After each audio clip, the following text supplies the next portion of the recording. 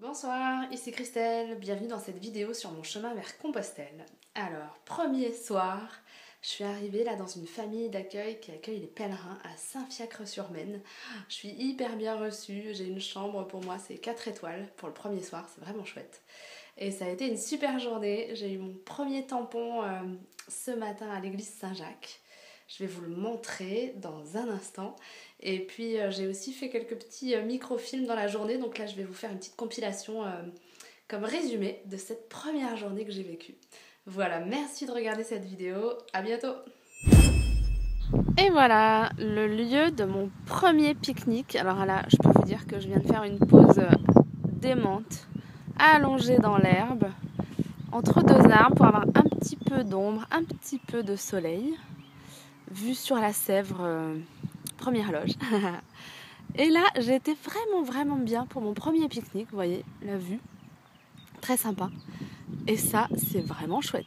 Je pense que c'est le premier d'une longue série qui va être plutôt sympa. Et donc aujourd'hui, j'ai aussi eu droit à un concert de grenouilles. Je vous laisse apprécier.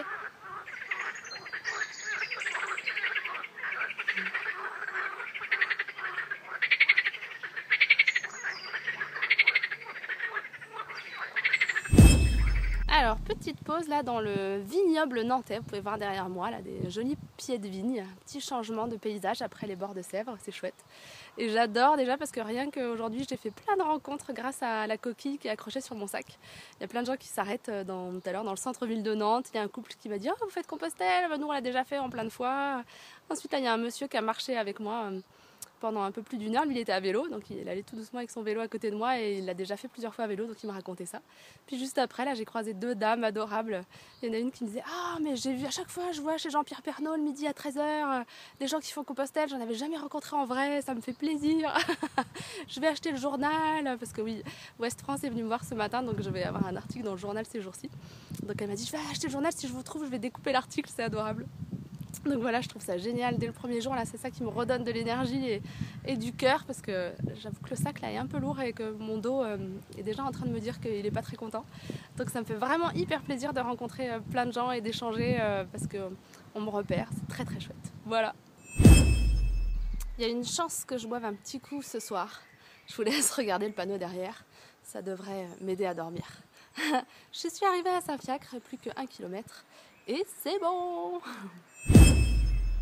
Et voilà des jolis plants de muscadet que je vais boire ce soir.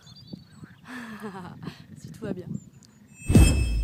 Donc la première étape ce matin, ça a été de récupérer mon tout premier tampon. Je vous montre, vous vous souvenez, sur mon passeport de pèlerin.